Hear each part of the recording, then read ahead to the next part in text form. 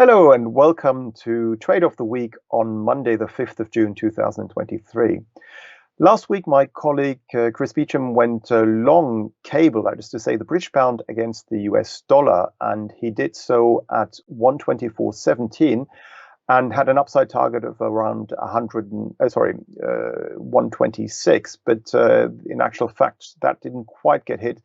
The currency pair rallied by about 125 pips, but then started to come off again on a stronger US dollar. So for those who haven't cashed in their profits yet, maybe it makes sense to just get out of this trade, as it looks now more negative than it did look positive last week. But that trade worked out really well. Now, for today's trade of the week, what I would like to do is to go short silver.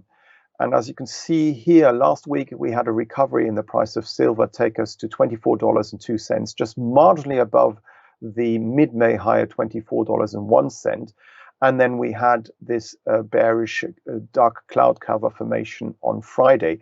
So today we got a sell signal on the low of that candle.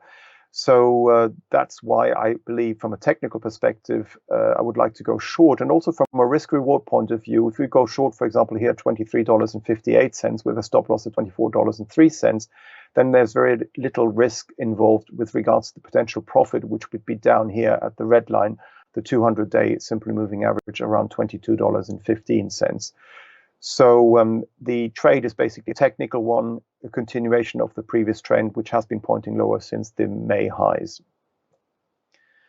So this week's trade of the week is to go short silver at $23.58 with a stop loss at $24.03 and a downside target of $22.15.